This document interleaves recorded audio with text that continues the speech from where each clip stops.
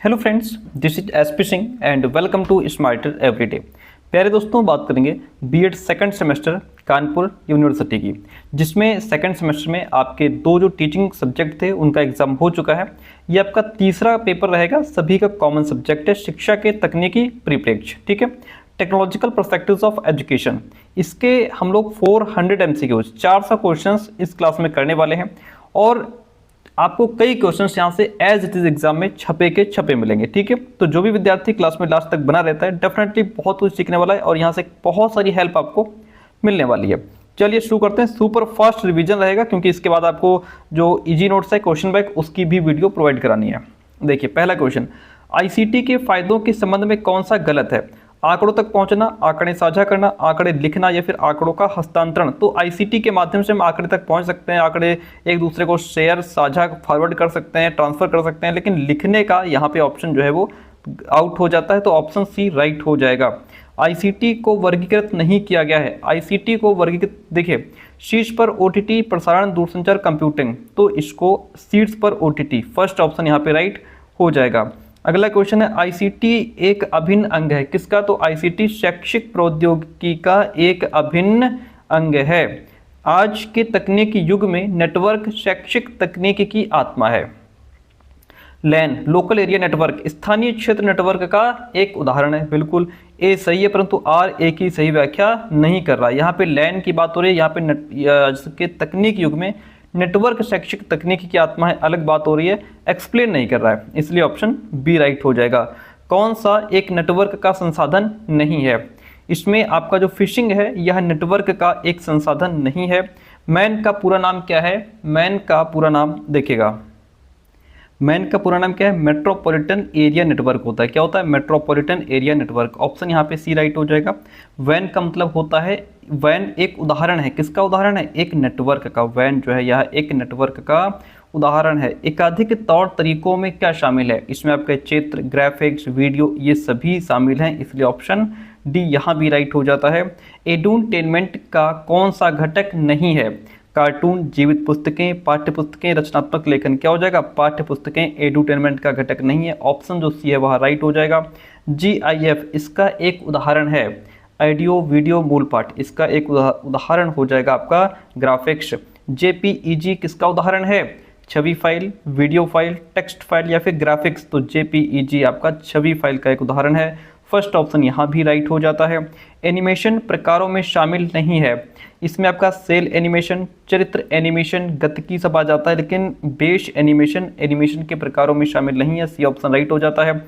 शिक्षण के मॉडल के संबंध में कौन सा गलत है? शिक्षण के मॉडल सीखने के मॉडल हैं, जी हाँ। प्रभावी शिक्षार्थी बनाना, ठीक है। विभिन्न शिक्षण उद्देश्यों को प्राप्त करना भी शिक्षण के मॉडल के बारे में सही है, लेकिन इसमें कोई भी ऑप्शन हमारा गलत नहीं है। कौन सा शिक्षण का मॉडल नहीं है? देखिए शैनन का शिक्षण का मॉडल नहीं है, ऑप्शन फर्स्ट राइट हो जाता है। अगला क्वेश्चन है, संकल्पना प्राप्ति मॉडल किसके द्वारा दिया गया था? संकल्पना प्राप्ति मॉडल ब्रूनर के द्वारा दिया गया था। कथन कहता है कि समूह जांच मॉडल अनुभव आधारित सीखने की स्थिति पर जोर देने की कोशिश करता है। इसमें एक सामाजिक प्राणी की अवधारणा है।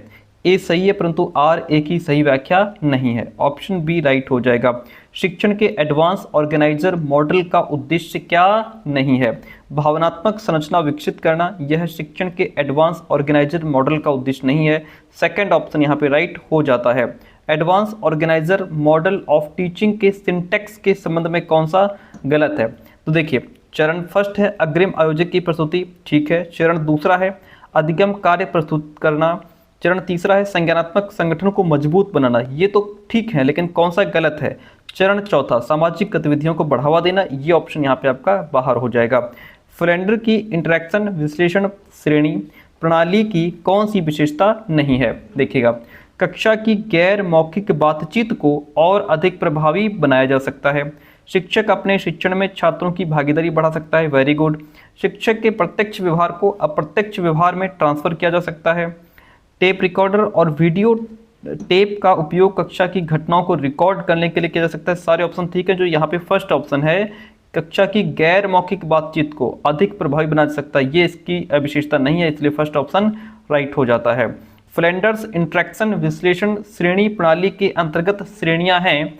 इसमें देखिए के अंतर्गत श्रेणियां हैं शिक्षक वार्ता, विद्यार्थी वार्ता, मौन, शोर, तो वो हो जाएगा आपका ऑप्शन यहाँ पे सी राइट हो जाएगा। देखिए क्वेश्चन को समझिए, यहाँ पे क्वेश्चन गलत पूछ रहा है।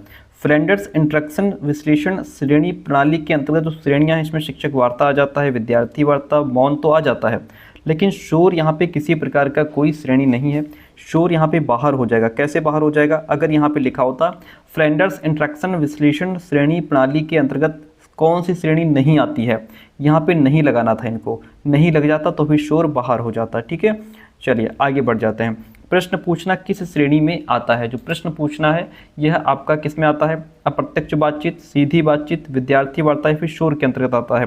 प्रश्न पूछना यह आपकी एक अप्रत्यक्ष बातचीत के अंतर्गत आता है। ऑप्शन फर्स्ट यहाँ पे राइट हो जाएगा। आगे बढ़िए। प्रोग्रामिंग के प्रकार हैं। प्रोग्रामिंग रेखी और शाखी दोनों ही प्रोग्रामिंग के प्रकार हैं। ऑप्शन सी राइट हो जाता है।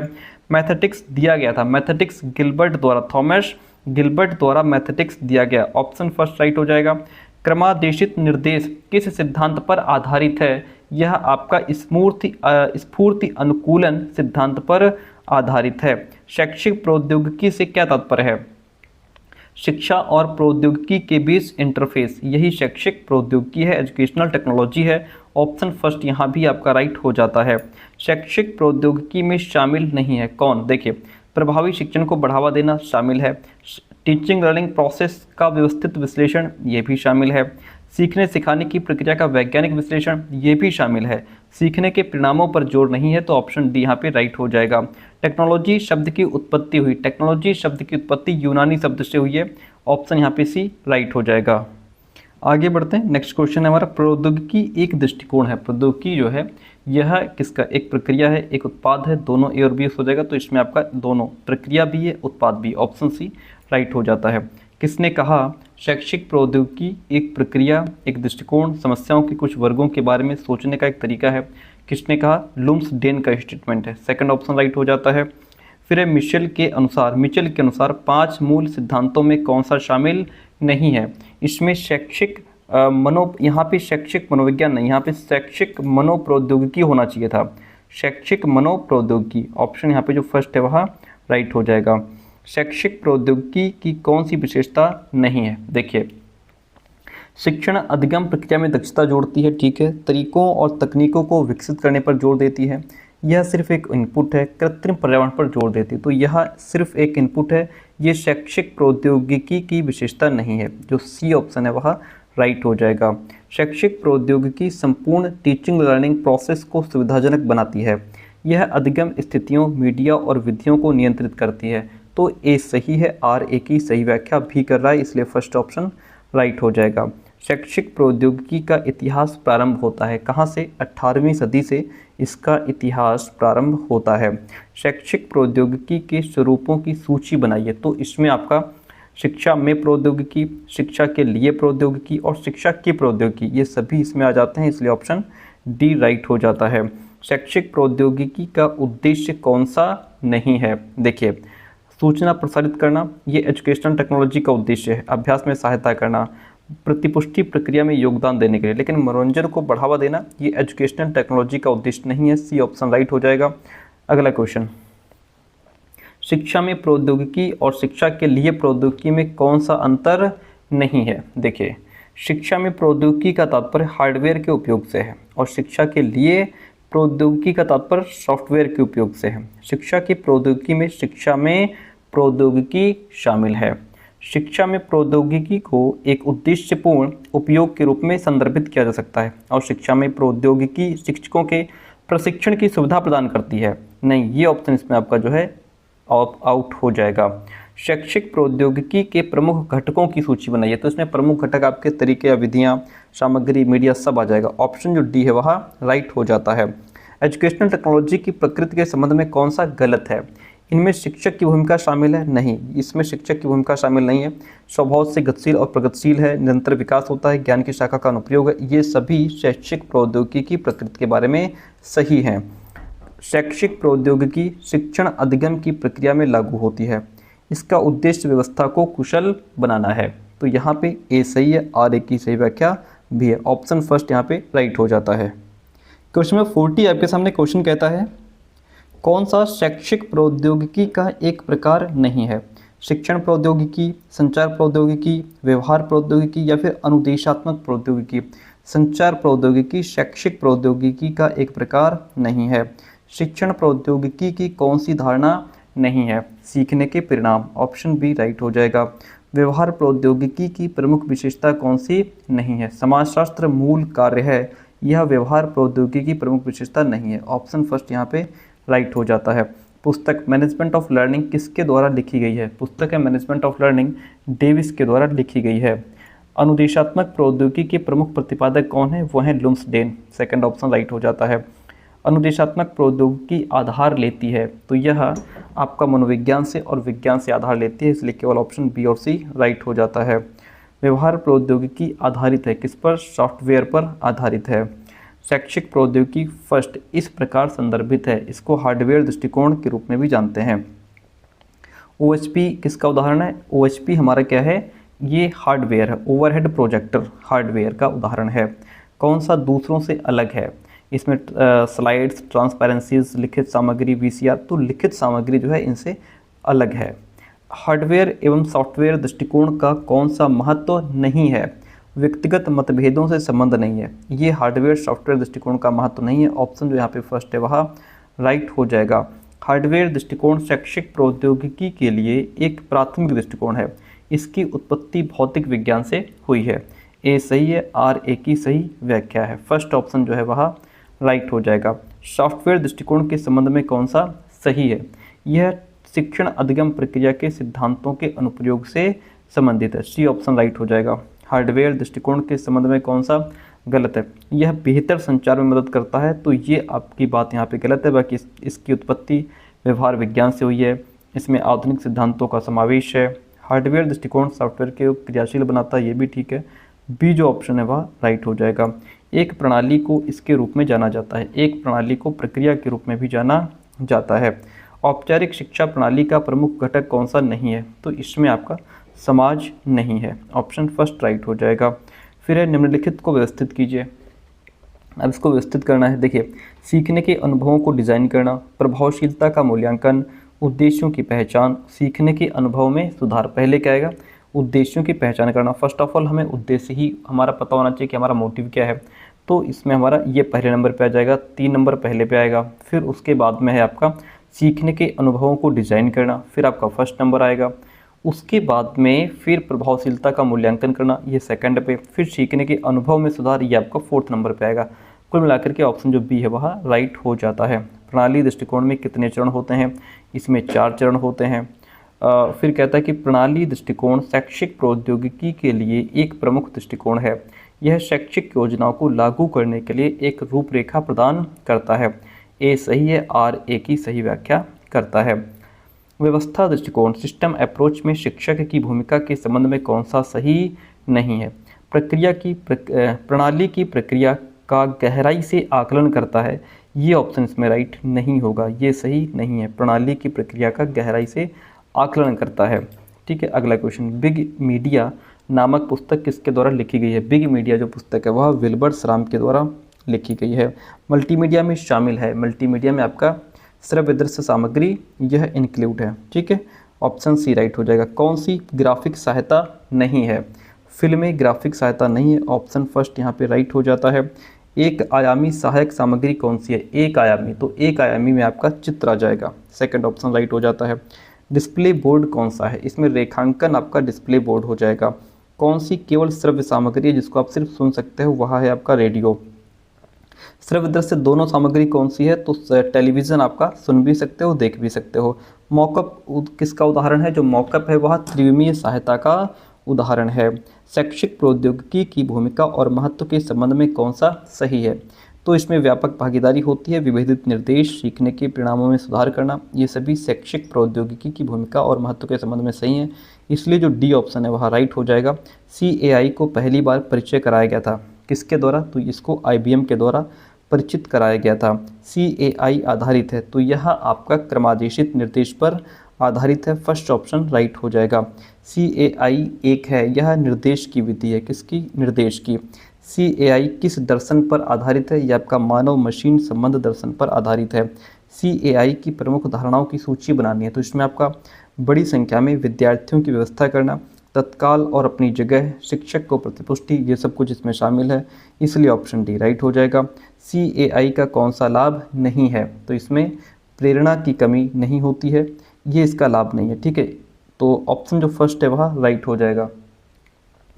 कौन सा दूसरों से अलग है इसमें? देखिए, आभासी शिक्षा, रचनात्मक शिक्षा, वेब आधारित और ई सीखना, वो ये जो तीनों हैं वो अलग हैं। रचनात्मक शिक्षा इसमें अलग हो जाएगा। ये सभी इंटरनेट आधारित शिक्षा है, रचनात्मक शिक्षा अलग हो जाएगा। ई लर्निंग को शिक्षण और सीखने में नेटवर्क और संचार प्रौद्योगिकी के उपयोग के रूप में परिभाषित किया जा सकता है। ई लर्निंग ICT टूल का उपयोग करता है। जी बिल्कुल, ए सही है, आर ए की सही व्याख्या भी करता है।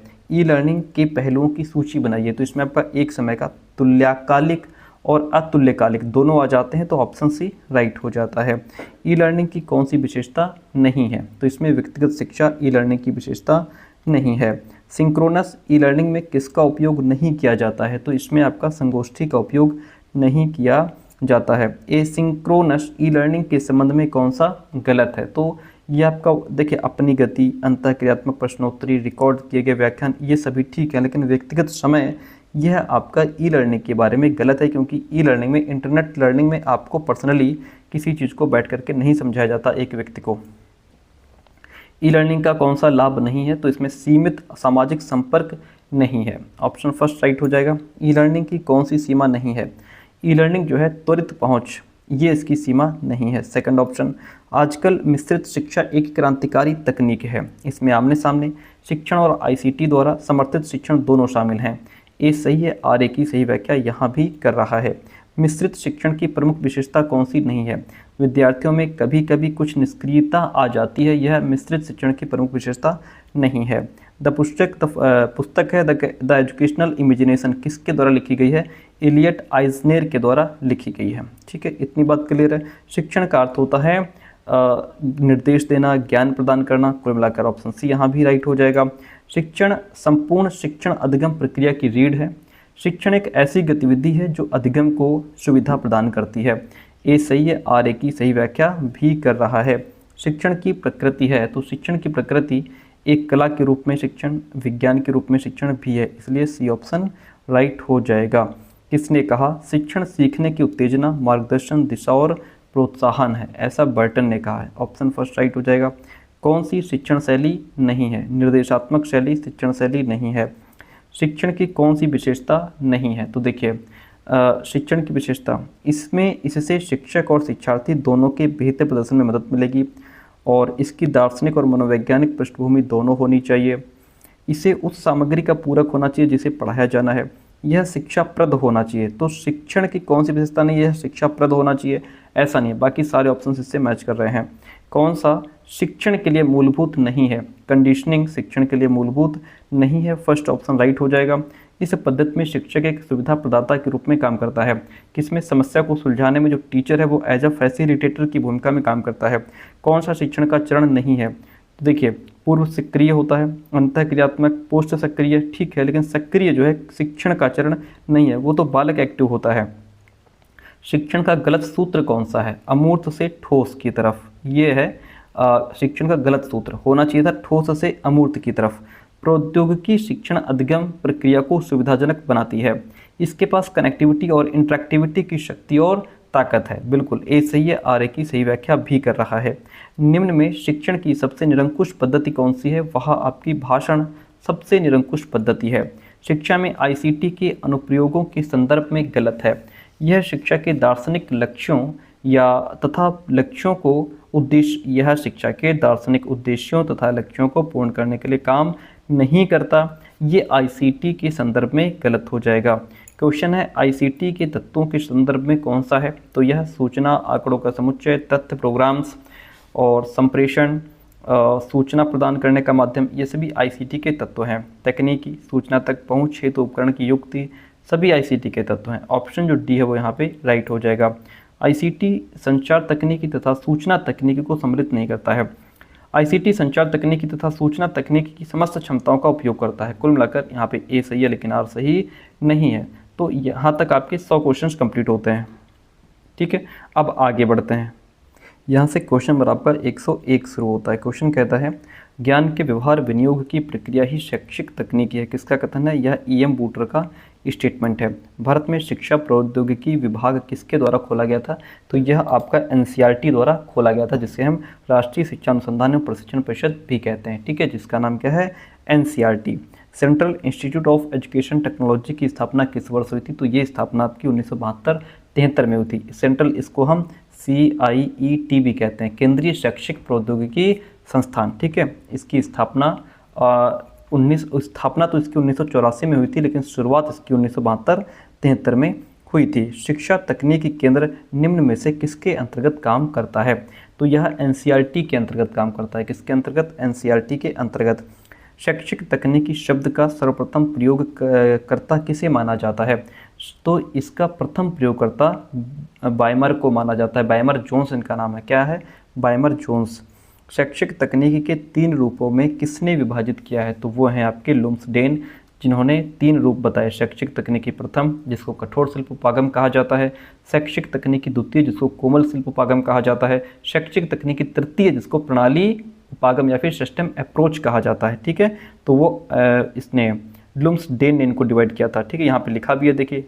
ठीक है, कठोर शिल्प उपागम, हार्डवेयर अप्रोच, कोमल शिल्प उपागम, सॉफ्टवेयर और प्रणाली उपागम, सिस्टम अप्रोच। ठीक है, ये शैक्षिक तकनीकी के 3 प्रकार हैं। शैक्षिक तकनीकी द्वितीय का दूसरा नाम क्या है? द्वितीय का दूसरा नाम हो जाएगा कोमल शिल्प उपागम। ठीक है, कोमल शिल्प उपागम शैक्षिक तकनीकी द्वितीय। इतनी बात क्लियर है?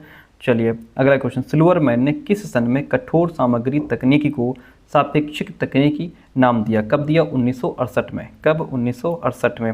दृश्य श्रव्य सामग्री, इसमें क्या हो जाएगा? इंटरनेट हो गया, और फैक्स मशीन, वीडियो कॉन्फ्रेंसिंग। हालांकि फैक्स मशीन इसमें बाहर हो सकता है, लेकिन देखिए ये केवल लिखित या जो चित्र होते हैं ऐसे दस्तावेज को भेजने या प्राप्त करने का यंत्र है, लेकिन ये सिर्फ एक दृश्य श्रेणी में आता है। लेकिन यहाँ पे इंटरनेट भी आता है इसमें, क्योंकि जो इंटरनेट है ये एक मीडियम, एक माध्यम है जो दृश्य श्रव्य और दृश्य श्रव्य सभी प्रकार की सामग्री प्रदान करता है। इसे अक्सर बहुमाध्यम, मल्टीमीडिया कहा जाता है। वीडियो कॉन्फ्रेंसिंग भी इसका एक माध्यम है। ठीक है, दोनों है। तो ये फैक्स मशीन इन दोनों के साथ में ऐड होकर के हमारा उपरोक्त सभी ऑप्शन डी सही है। शैक्षिक तकनीकी तृतीय किसे कहा जाता है? ये प्रणाली उपागम को, सिस्टम अप्रोच को कहा जाता है। शैक्षिक तकनीकी में मृदु उपागम के जनक कौन है? मृदु उपागम के जनक BF स्किनर है। ठीक है, मृदु उपागम मतलब कोमल शिल्प उपागम अथवा शैक्षिक तकनीकी द्वितीय। शैक्षिक तकनीकी प्रथम किसे कहा जाता है? तो प्रथम कहा जाता है हार्डवेयर को। ठीक है, इसे जो शैक्षिक तकनीकी प्रथम है इसे हार्डवेयर या कठोर शिल्प उपागम कहा जाता है। इसमें हमारी मशीन, उपकरण, भौतिक सामग्री का यूज होता है, जैसे आपका रेडियो, टीवी, कंप्यूटर, प्रोजेक्टर, ऐसी चीज़ों को। ठीक है, जिसको हम टच एंड फील कर सकते हैं। सॉफ्टवेयर में जिसको हम टच एंड फील नहीं कर सकते। ठीक है, सॉफ्टवेयर ये हमारा शैक्षिक तकनीकी द्वितीय के अंतर्गत आता है। इसमें सीखने के सिद्धांत और मनोविज्ञान पर यह आधारित होता है। क्वेश्चन पूछ लेगा कि कौन मनोविज्ञान पर आधारित होता है, तो सॉफ्टवेयर जो है यह मनोविज्ञान पर आधारित होता है। तृतीय मैंने बताया था, ये हमारा शैक्षिक तकनीकी तृतीय है, जिसको हम सिस्टम अप्रोच कहते हैं। तो प्रश्न के अकॉर्डिंग हम किसके साथ चले जाएंगे? प्रथम हमारा जाएगा हार्डवेयर के साथ में। ठीक है, चलिए किसका संबंध अधिगमकर्ता के व्यवहार परिवर्तन से है? तो वो हमारा शैक्षिक तकनीकी द्वितीय, जिसको हम कोमल शिल्प उपागम भी कहते हैं। ठीक है, ये पूरी तरह साइकोलॉजी और जो सीखने के सिद्धांत हैं उन पर आधारित है, जिसका मुख्य लक्ष्य लर्नर के व्यवहार में परिवर्तन लाना होता है। अगला क्वेश्चन है, शैक्षिक तकनीकी के प्रमुख क्षेत्र क्या हैं? तो इसमें आपका व्यवहार तकनीकी, शिक्षण तकनीकी, अनुदेशन तकनीकी तीनों आ जाते हैं, इसलिए ऑप्शन डी राइट हो जाता है। शिक्षण तकनीकी के प्रवर्तक कौन है? Hunt, Brunner, Gleeson. इन सभी को शिक्षण तकनीकी के प्रवर्तक के रूप में जाना जाता है। शिक्षा का उद्देश्य निर्देशित क्रिया है, यह कथन किसका है? स्मिथ का है सर। किसका स्टेटमेंट है? स्मिथ का। अनुदेशन तकनीकी के प्रवर्तक कौन है? तो यहाँ पर ग्लेसन, प्रेसी, गिलबर्ट, इन सभी ने इस पर काम किया है, इसलिए इसका भी ऑप्शन डी यहाँ पे राइट हो जाता है। शिक्षण तकनीक में पाठ्य वस्तु को कितने सोपानों में विभाजित किया गया है? इसको 4 सोपानों में विभाजित किया गया है। कौन कौन से? जिसमें आपका पहला जो है वह नियोजन होता है सर। क्या होता है? पहला नियोजन, जिसको प्लानिंग कहते हैं। दूसरा आपका व्यवस्था जिसको ऑर्गेनाइजिंग कहते हैं, तीसरा लीडिंग जिसको मार्गदर्शन कहते हैं, चौथा आपका नियंत्रण यानी कि कंट्रोलिंग आ जाता है। ये 4 होते हैं, ऑप्शन बी राइट हो जाएगा। व्यवहार की उत्पत्ति किसके द्वारा होती है? व्यवहार की उत्पत्ति परिस्थिति के द्वारा होती है। भाई व्यवहार मुख्य रूप से व्यक्ति के आसपास की जैसी भी सिचुएशन, कंडीशन, जो भी इन्वायरमेंट होता है उससे प्रभावित होकर के उसका व्यवहार चेंज होता है। अलग अलग सिचुएशंस कंडीशन में व्यक्ति का व्यवहार बदल जाता है। जैसी सिचुएशन कंडीशन परिस्थिति हमारे सामने होती है हमारा वैसा व्यवहार हमारा निकलता है। तो ऑप्शन सी यहाँ पे राइट हो जाता है। आभासी कक्षा कक्ष क्या है? आभासी कक्षा कक्ष ऑनलाइन पोर्टल है। ये एक ऐसा डिजिटल मंच या ऑनलाइन पोर्टल है जो टीचर्स और स्टूडेंट्स को एक ही समय में लाइव एक दूसरे के साथ जुड़ने का, बातचीत करने का और टीचिंग लर्निंग जो भी मटेरियल है उसको एक दूसरे के साथ साझा करने की सुविधा देता है, चाहे वो कहीं भी किसी भी दुनिया के किसी कोने में बैठे हों। कंप्यूटर सहायक अनुदेशन का विकास कब हुआ? 1961 में हुआ था। कंप्यूटर की प्रक्रिया किस पर आधारित है? कंप्यूटर की प्रक्रिया आपकी सॉफ्टवेयर हार्डवेयर दोनों पर ही आधारित होती है। कंप्यूटर की कोई भी प्रक्रिया प्रोसेस जो है तभी सफल होता है जब हार्डवेयर सॉफ्टवेयर दोनों मिलकर के काम करते हैं। ड्रिल अनुदेशन क्या है? ड्रिल अनुदेशन आपका जो है ये व्यवहार में स्थायित्व है और अभ्यास करना, अनुभव में स्थायित्व। देखिए व्यवहार में स्थायित्व मतलब जब हम किसी चीज़ को का बार बार अभ्यास करते हैं तो वो हमारे व्यवहार का एक हिस्सा बन जाती है और लंबे समय तक हम उसे याद भी रख पाते हैं। और अभ्यास करना ये ड्रिल का बेस है। इसमें छात्र बार बार प्रैक्टिस करके किसी भी स्किल्स में मास्टरी हासिल कर सकता है। अनुभव में स्थायित्व यानी कि अभ्यास के माध्यम से जब आप प्रैक्टिस करेंगे तो आपका जो भी एक्सपीरियंस रहेगा आपके दिमाग में बहुत गहराई से बैठ जाएगा, ये परमानेंट हो जाता है, तो इसमें स्थायित्व आ जाता है। ऑप्शन डी राइट हो जाएगा। सूचनात्मक कंप्यूटर सहायक अनुदेशन को और किस नाम से जाना जाता है? तो इसको हम सह अनुदेशन, पूछताछ अनुदेशन, प्रबंधन अनुदेशन के नाम से जानते हैं। ऑप्शन जो डी है वह राइट हो जाएगा। ई लर्निंग का आरंभ कहाँ हुआ था? ई लर्निंग का आरंभ आपका ब्रिटेन में हुआ था। कहाँ? ब्रिटेन में। ठीक है, नोट्स के लिए यहाँ मैसेज कर सकते हैं। क्वेश्चन है वेबिनार क्या है? तो वेबिनार जो है यह ई लर्निंग है, कॉन्फ्रेंसिंग है, वर्कशॉप है या फिर ऑनलाइन पोर्टल है। तो इसमें देखिए कुछ जगह वेबिनार को वर्कशॉप बताया गया है, कुछ जगह वेबिनार को ऑनलाइन पोर्टल बताया गया है, लेकिन आंसर की में वर्कशॉप को माना गया था तो हम वेबिनार को वर्कशॉप के साथ में लेकर के चलेंगे। ऑप्शन जो सी है वो यहाँ पे राइट हो जाएगा। आधुनिक युग की महत्वपूर्ण देन क्या है? आधुनिक युग की महत्वपूर्ण देन है कंप्यूटर। सर क्या हो जाएगा? कंप्यूटर। स्मार्ट क्लास की संरचना में शामिल नहीं है। टेलीविजन इसमें स्मार्ट क्लास में नहीं होती है। शिक्षा एक द्विध्रुवीय प्रक्रिया है। यह कथन किसका है? यह कथन जॉन एडम्स का है। जॉन एडम्स ने बताया कि शिक्षा एक द्विध्रुवीय बाईपोलर प्रोसेस है। क्या है? बाईपोलर प्रोसेस है जिसमें शिक्षक और शिक्षार्थी होते हैं। ठीक है, और जो जॉन डीवी है ये कहते हैं कि शिक्षा त्रिध्रुवीय है जिसमें शिक्षक, छात्र, पाठ्यक्रम तीनों मिलकर के काम करते हैं। तो ऑप्शन के अकॉर्डिंग क्वेश्चन के अकॉर्डिंग ऑप्शन बी राइट हो जाएगा। शिक्षण की प्रक्रियाओं के अनुभव एवं क्रियाओं से होता है अधिगम होता है। सर क्या होता है? अधिगम होता है। छात्रों को अपने भावों एवं विचारों को व्यवस्थित ढंग से अभिव्यक्त करना किस प्रविधि में आता है? प्रश्नोत्तर प्रविधि में आता है। उसी में बालक अपने भाव, अपने विचार रख सकता है। किंडरगार्टन पद्धति के जन्मदाता फ्रोबेल हैं। सर कौन है? फ्रोबेल। ऑप्शन सी राइट हो जाता है। योजना पद्धति का प्रतिपादन किलपैट्रिक ने किया था। विद्यालय को उद्यान की संज्ञा किसने दी? फ्रोबेल ने दी है। किसने दी? नहीं सॉरी, यहाँ पे देखिए विद्यालय को उद्यान की संज्ञा किसने दी है? फ्रोबेल ने। सही तो आंसर है, कोई दिक्कत नहीं है। हाँ ठीक है, फ्रोबेल। विद्यालय यानी कि उद्यान, गार्डन, जहाँ बच्चों के विकास के लिए एक अनुकूल वातावरण तैयार किया जाता है। ठीक है, यहाँ पे इन्होंने कहा कि जो शिक्षक है वो एज अ माली काम करता है, गार्डनर, जिसका काम बच्चों के स्वाभाविक विकास में सहायता करना, बाधाओं को दूर करना होता है। और यहाँ पे इन्होंने बताया कि छात्र जो है वो एक नन्हा पौधा है। तो ऑप्शन बी यहाँ पे राइट हो जाएगा। चित्रों को बड़ा करने हेतु प्रयोग किया जाता है प्रोजेक्टर। चित्रों को बड़ा करने हेतु प्रोजेक्टर का यूज करते हैं। भारतीय राष्ट्रीय सैटेलाइट की स्थापना कब हुई थी? इसकी स्थापना 1982 में हुई थी। कब? 1982। श्रव्य साधन के रूप में सर्वप्रथम विद्यमान था तो सबसे पहले आकाशवाणी ही विद्यमान था। आईसीटी में आई का मतलब होता है इंफॉर्मेशन। श्याम पट्टिका आविष्कार किसने किया था? श्याम पट्टिका आविष्कार करने वाले जेम्स विलियम। कौन? James William. WWW का मतलब क्या होता है? World wide web. मतलब यहाँ पे क्या हो जाएगा? विश्वव्यापी सूचना तंत्र का जाल। विश्वव्यापी सूचना तंत्र का जाल। कंप्यूटर नेटवर्क के प्रकार हैं तो इसमें आपका लैन, मैन, वैन सब आ जाता है। ये आपका लोकल एरिया नेटवर्क है, ये आपका मेट्रोपॉलिटन एरिया नेटवर्क है और ये आपका वाइड एरिया नेटवर्क हो जाएगा। ठीक है, इतनी बात क्लियर है, बहुत बढ़िया। किसी भी शिक्षण प्रतिमान का आधारभूत तत्व तो नहीं है, इसमें आपका व्यवस्था नहीं आता है। किसी भी शिक्षण प्रतिमान, मॉडल ऑफ टीचिंग के मुख्य रूप से 4 एलिमेंट्स होते हैं, 4 प्रकार होते हैं, इसमें व्यवस्था शामिल नहीं है। कौन कौन से 4 प्रकार होते हैं? एक तो इसमें आपका उद्देश्य या लक्ष्य आ जाता है। क्या आ जाता है? उद्देश्य और लक्ष्य आ जाता है। दूसरे में आपकी संरचना यानी कि सिंटैक्स आ जाता है। तीसरे में आपका सामाजिक प्रणाली आ जाता है। क्या आ जाता है? सामाजिक प्रणाली। चौथे में आपका सहायक प्रणाली आ जाती है, ठीक है, सपोर्ट सिस्टम। तो कुल मिलाकर के आधारभूत तत्व तो नहीं है, व्यवस्था इसमें कहीं भी दूर दूर तक नजर नहीं आती है। विकासात्मक प्रतिमान की स्थापना की किसने की? तो विकासात्मक प्रतिमान की स्थापना इसमें से कोई नहीं। देखिए यहाँ पे विकासात्मक प्रतिमान, डेवलपमेंटल मॉडल ऑफ ये किसने दिया? जीन पियाजे ने दिया था, ठीक है। यहाँ पे अच्छा हाँ दिया तो है जीन पियाजे ने, जीन पियाजे, ऑप्शन बी राइट हो जाएगा। विकासात्मक प्रतिमान की स्थापना किसने की? जीन पियाजे ने, सेकंड ऑप्शन राइट हो जाएगा। जीन पियाजे, इरविंग, शेगनल एंड एडमंड सिल्वेन, इसलिए जीन पियाजे बेस्ट ऑप्शन हो जाता है। ग्लेसर द्वारा प्रतिपादित प्रतिमान कौन सा हो जाएगा? आधारभूत शिक्षण प्रतिमान। कौन सा हो जाएगा? आधारभूत शिक्षण प्रतिमान। कंप्यूटर आधारित शिक्षण प्रतिमान का विकास किस सन में किया गया? तो यह 1965 में किया गया था।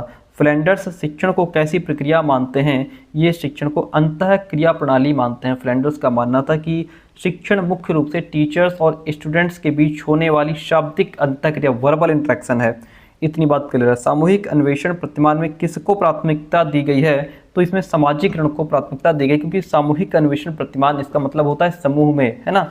अन्वेषण मतलब खोज और जांच। तो कुल मिलाकर के जब बालक मिलकर के ग्रुप में किसी भी सब्जेक्ट या समस्या की खोज, चर्चा और समाधान करते हैं तो उसे सामूहिक अन्वेषण कहा जाता है, ठीक है। चलिए इतनी बात क्लियर है, बहुत बढ़िया। अगला क्वेश्चन देखिए क्या कहता है। ब्रूनर ने किस प्रतिमान का विकास किया था? ब्रूनर ने प्रत्यय प्रतिमान का विकास किया था, ठीक है। आगे बढ़ते हैं। अग्रिम व्यवस्थापक प्रतिमान का प्रयोग सर्वाधिक किसमें सहायता करता है? अमूर्त पाठ्य वस्तु के शिक्षण में सहायता करता है।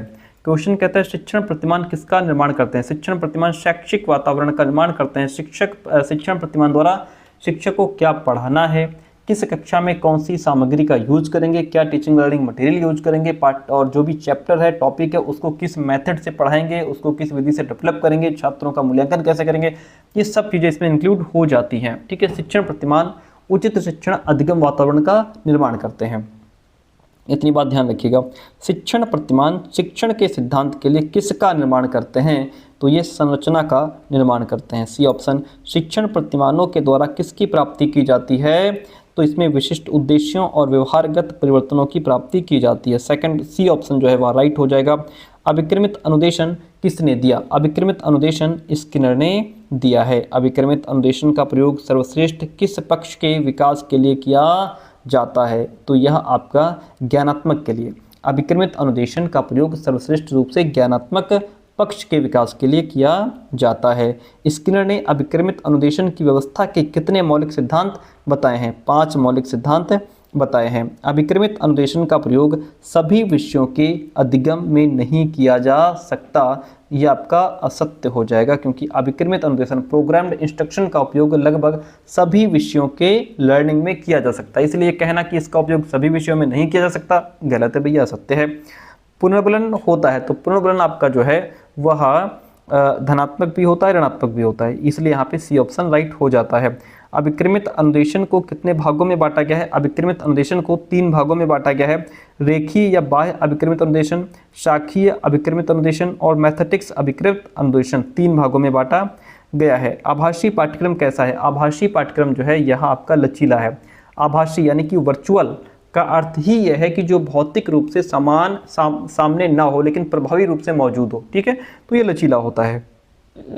पहला मुक्त विश्वविद्यालय कब अस्तित्व में आया था? तो पहला मुक्त विश्वविद्यालय कब अस्तित्व में आया? 1965 में। ऑप्शन यहाँ पे डी राइट हो जाएगा।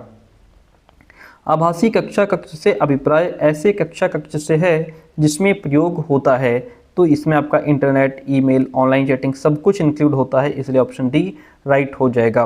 भारत में पहला रेडियो स्टेशन कब शुरू हुआ था? यह आपका 1927 में शुरू हुआ था।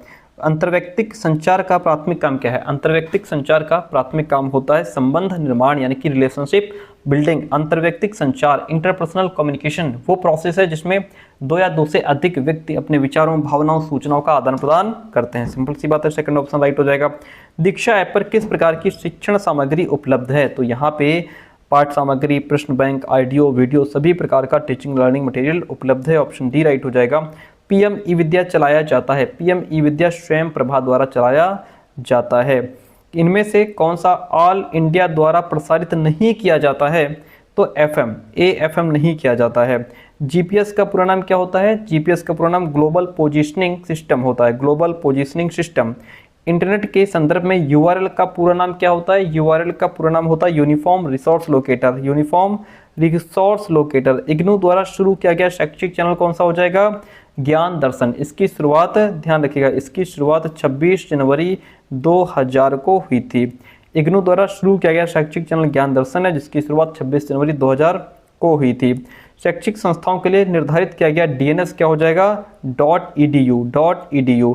किसी संस्था में सूचनाओं के परस्पर आदान प्रदान में उपयोग किया जाता है, तो यह लैन यानी कि लोकल एरिया नेटवर्क का यूज किया जाता है। इसका उपयोग किसी एक इंस्टीट्यूट या ऑफिस, स्कूल या बिल्डिंग के अंदर जितने भी कंप्यूटर्स हैं उनको आपस में कनेक्ट करने के लिए लोकल एरिया नेटवर्क का यूज किया जाता है। एक मोबाइल ऐप एवं वेबसाइट पोर्टल जहां से आप एनसीईआरटी की सभी किताबें मुफ्त में डाउनलोड कर सकते हैं, वो आपका ई पाठशाला है। क्या है? ई पाठशाला। आभासी कक्षा में किस प्रकार के उद्देश्यों की प्राप्ति संभव नहीं है? इसमें भावात्मक उद्देश्यों की प्राप्ति संभव नहीं है, ठीक है, क्योंकि आप ऑनलाइन पढ़ रहे हैं तो वहाँ पे आपके भाव, आपकी संवेदनाओं को समझने वाला कोई नहीं होता। केबल टीवी नेटवर्क किसका उदाहरण है? यह मैन का उदाहरण हो जाएगा। निम्न में से कौन सा आभासी कक्षा का प्लेटफॉर्म नहीं है? तो वो कौन सा नहीं है? ब्लैक बोर्ड, ठीक है। यहाँ पे जूम, याहू, मॉड्यूल ये सब जो है वो आभासी कक्षा के प्लेटफॉर्म के अंतर्गत आते हैं, ब्लैक बोर्ड नहीं आता। किस प्रतिमान का प्रमुख उद्देश्य सामाजिक क्षमताओं का विकास करना होता है? किसका होता है? सामूहिक अन्वेषण प्रतिमान का उद्देश्य सामाजिक क्षमताओं का विकास करना होता है। पृष्ठ पोषण के सिद्धांत पर क्या आधारित है? संप्रेषण मनोविज्ञान। क्या आधारित है? संप्रेषण मनोविज्ञान। किस पद में शिक्षण की सफलता के संबंध में निर्णय लिया जाता है? सामाजिक प्रणाली में। किसमें? सामाजिक प्रणाली पद में। शिक्षण प्रतिमान के पदों की व्याख्या की जाती है, तो ये आपका संरचना में। किसमें? संरचना में। ये शिक्षण प्रतिमान का वो भाग है जिसमें शिक्षण की पूरी प्रक्रिया को छोटे छोटे स्टेप्स और अलग अलग स्टेजेस में डिवाइड कर दिया जाता है। ये बताता है कि शिक्षण की शुरुआत कैसे होगी, उसके बाद कौन सी क्रियाएं की जाएंगी और जो चैप्टर रहेगा, टॉपिक रहेगा, उसका समापन किस प्रकार होगा, ये सब बताया जाता है। ऑप्शन फर्स्ट यहाँ पे राइट हो जाता है। इनमें से कौन शिक्षण प्रतिमान का भाग नहीं है? वो आपका अनुदेशन प्रणाली हो जाएगा, ठीक है। किस प्रकार के फ्रेम में अनुबोधकों का प्रयोग नहीं किया जाता? तो वो आपका परीक्षण फ्रेम, जिसमें अनुबोधकों यानी कि प्रॉम्प्ट्स, अनुबोधक मतलब होता है प्रॉम्प्ट्स, इनका यूज नहीं किया जाता, ठीक है। चलिए अगला क्वेश्चन, शैक्षिक अधिगम में कितने प्रकार के फ्रेम होते हैं? इसमें 4 प्रकार के फ्रेम होते हैं, जिसमें आपका पहला होता है परिचयात्मक फ्रेम, जिसको इंट्रोडक्टरी फ्रेम्स कहते हैं। दूसरा होता है शिक्षण फ्रेम, तीसरा होता है अभ्यास फ्रेम, चौथा होता है परीक्षण फ्रेम। ये आते हैं 4। कौशलों के स्थानांतरण के लिए क्या उपयोगी है? तो इसके लिए मैथेटिक्स जो है ये इंपॉर्टेंट है, और जो मैथेटिक्स है इसका विकास थॉमस एफ गिलबर्ट ने 1962 में किया था, ये भी आप ध्यान रखिएगा। किस अनुदेशन में छात्रों की त्रुटि को अधिगम में बाधक माना जाता है? वह है रैखिक अभिक्रमित, रैखिक अभिक्रमित। शिक्षण के कितने स्तर होते हैं? शिक्षण के 3 स्तर होते हैं, स्मृति स्तर, बोध स्तर, चिंतन स्तर। ओके, इतनी बात क्लियर है। शिक्षण की उत्तर क्रिया अवस्था के अंतर्गत आता है, तो इसमें आपका शिक्षण नियंत्रण, टीचिंग कंट्रोल आ जाता है। प्रोजेक्ट पद्धति का पहला पद क्या होता है? परिस्थिति का निर्माण। शिक्षक का पहला काम ऐसी स्थिति या समस्या पैदा करना है जिससे छात्र खुद प्रोजेक्ट की जरूरत महसूस करें, ये सबसे पहला और बुनियादी स्टेप होता है। शैक्षिक तकनीकी के पक्ष होते हैं, तो इसमें आपका प्रक्रिया, इनपुट, आउटपुट, ये सभी शैक्षिक तकनीकी के पक्ष होते हैं। कौन सा तत्व व्यवस्थित तरीके से व्यवहार या विश्वासों को जानबूझकर आकार देने से जुड़ा है? वह हो जाएगा कंडीशनिंग और मतारोपण, ठीक है। यहाँ पे देखिए, कंडीशनिंग का मतलब मैंने पहले भी समझाया था, इसका सीधा संबंध आदतों के निर्माण से है। इसमें व्यक्ति के व्यवहार को स्टिमुलस और रिस्पॉन्स के माध्यम से बदला जाता है, ठीक है। अगला क्वेश्चन है तकनीकी शब्द किस भाषा से लिया गया है। ये टेक्निकोस भाषा से लिया गया है जो कि हमारा ग्रीक शब्द है, यूनानी शब्द है। शिक्षण के तरीकों में मुख्य रूप से शामिल नहीं है, अनुबंधन इसमें शामिल नहीं है। संगोष्ठी एक प्रकार का क्या है, संगोष्ठी एक प्रकार की चर्चा विधि है। संगोष्ठी क्या है, सेमिनार क्या है, एक प्रकार की चर्चा विधि है। ठीक है, इसमें एक ही व्यक्ति नहीं बोलता, कई लोग मिलकर अपने विचार रखते हैं, फिर सब मिलकर उस पर चर्चा करते हैं। इतनी बात क्लियर है। कम्युनिकेशन शब्द की उत्पत्ति किस लैटिन शब्द से हुई है, कम्युनिस्ट से हुई है। प्राचीन कालीन शिक्षण विधि किस पर आधारित थी, प्राचीन कालीन शिक्षण विधि शिक्षक पर आधारित थी। शिक्षण प्रतिमानों के विकास का आधार क्या है, तो इनका आधार अधिगम सिद्धांत। शिक्षण प्रतिमानों के विकास का मुख्य आधार लर्निंग थ्योरीज होते हैं। आगे बढ़िए, सूक्ष्म शिक्षण पाठ्य योजना की अवधि क्या है, इसकी अवधि 5 से 6 मिनट होती है। संप्रेषण कब नहीं होता, तो संप्रेषण आपका सूचना न होने पर संप्रेषण नहीं होता। संप्रेषण एक ऐसा प्रोसेस है जिसमें कम से कम 2 व्यक्तियों के बीच विचारों और जो भावनाएं हैं उनका आदान प्रदान करना होता है। ठीक है, चलिए। अंतःक्रिया प्रतिमान किस तथ्य पर बल देता है, तो यह आपके छात्र अनुक्रिया बढ़ाने पर, सीखने की मात्रा पर, उत्तम वातावरण, इन सभी तथ्यों पर बल देता है। प्रक्षेपण पट्ट की आवश्यकता कहाँ होती है, इसकी आवश्यकता प्रोजेक्टर में होती है। ठीक है, चलिए यहाँ पे आपका ये 200 नंबर क्वेश्चन रहेगा। सहायक सामग्री कितने प्रकार की होती है, सहायक सामग्री 3 प्रकार की होती है। इसमें दृश्य सामग्री जिसमें सिर्फ देख सकते हैं, श्रव्य सामग्री जिसमें सिर्फ सुन सकते हैं, दृश्य श्रव्य सामग्री जिसको देख भी सकते हैं और सुन भी सकते हैं। यहाँ से क्वेश्चन नंबर आपका 201 शुरू होता है। ठीक है, चलिए। क्वेश्चन कहता है कि कंप्यूटर को वृत्ताकार लूप से जोड़ने के लिए लैन में सामान्यतः कौन सी टोपोलॉजी का उपयोग किया जाता है, तो इसमें आपका रिंग टोपोलॉजी का यूज किया जाता है। कौन सा परिवार अग्रिम संगठन प्रतिमान से संबंधित है, वह है सूचना संसाधन। क्या हो जाएगा, सूचना संसाधन। शिक्षण की प्रदर्शन विधि को माना जाता है, प्रदर्शन डिमॉन्स्ट्रेशन मेथड को शिक्षक केंद्रित विधि माना जाता है। सामूहिक अन्वेषण प्रतिमान में शिक्षक की भूमिका है, तो प्रस्तुति के लिए योजनाएं व्यवस्थित करना शिक्षक का काम है, इसलिए फर्स्ट ऑप्शन यहाँ पे राइट हो जाएगा। अभिक्रमित अनुदेशन की अवधारणा पहली बार किसके द्वारा पेश की गई थी, पहली बार BF स्किनर द्वारा पेश की गई थी। कंप्यूटर वायरस क्या है, कंप्यूटर वायरस जो होता है यह एक दुर्भावनापूर्ण सॉफ्टवेयर जो अन्य प्रोग्रामों को दोहरा कर संक्रमित कर सकता है। ऑप्शन सी राइट हो जाता है। अभिक्रमित अनुदेशन में शिक्षार्थियों में उनकी प्रतिक्रियाओं पर तत्काल प्रतिक्रिया प्राप्त होती है, तो यह स्वमूल्यांकन, क्विज और अभ्यास के द्वारा त्वरित प्रतिक्रिया प्राप्त होती है। लैन में उपकरणों को कनेक्ट करने और डेटा ट्रैफिक की कुशलतापूर्वक प्रबंधन करने के लिए अक्सर नेटवर्क डिवाइस का प्रयोग किया जाता है। किस डिवाइस का प्रयोग किया जाता है, राउटर का यूज किया जाता है। कौन सा फंक्शन आपको भविष्य में आसान पहुंच के लिए एक वेबसाइट के पते को संग्रहित करने की अनुमति देता है, वह है बुक मार्किंग। क्या हो जाएगा, book marking. First option right हो गया। किस अवस्था चरण में निर्देश के बाद शिक्षण और सीखने की प्रक्रिया का प्रतिबिंब, आकलन और मूल्यांकन शामिल है, वह है पोस्ट एक्टिव चरण। क्या हो जाएगा, पोस्ट एक्टिव चरण। सामूहिक अन्वेषण प्रतिमान का प्राथमिक लक्ष्य क्या है, इसका प्राथमिक लक्ष्य है सहयोगी शिक्षण और सक्रिय छात्र भागीदारी को प्रोत्साहित करना।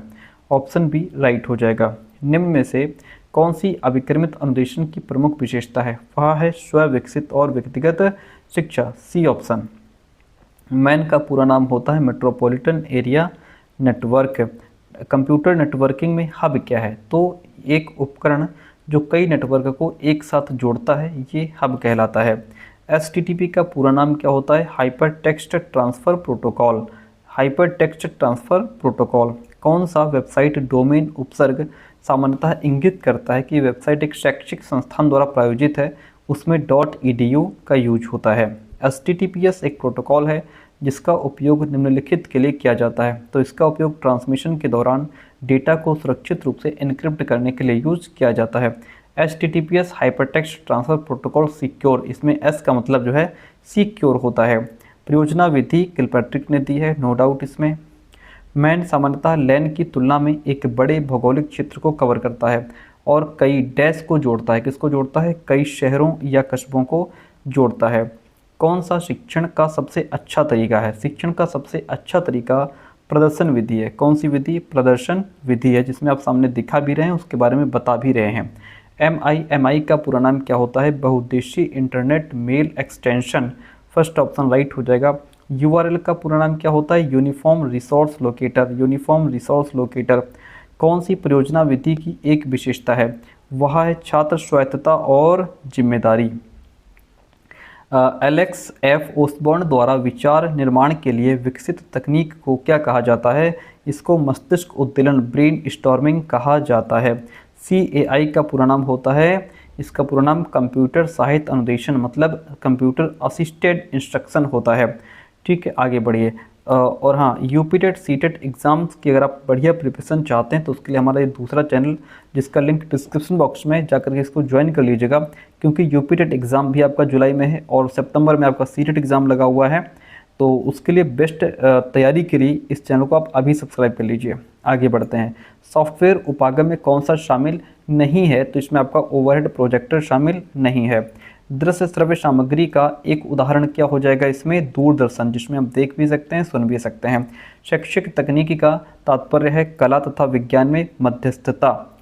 शैक्षिक तकनीकी का मुख्य रूप हो जाएगा अभिक्रमित अनुदेशन, शिक्षण तकनीकी, व्यवहार तकनीकी।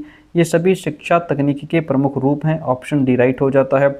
शिक्षण का मुख्य तत्व क्या है? इसका मुख्य तत्व है पाठ्यवस्तु और संप्रेषण, दोनों ही इसके मुख्य तत्व हैं, इसलिए ऑप्शन सी राइट हो जाता है। शैक्षिक तकनीकी का उद्देश्य क्या है? इसका उद्देश्य है छात्रों को नैतिक नहीं, हाँ ठीक है, इसका उद्देश्य है शिक्षण और सीखने के तरीकों को विकसित करना। ऑप्शन बी राइट हो जाता है।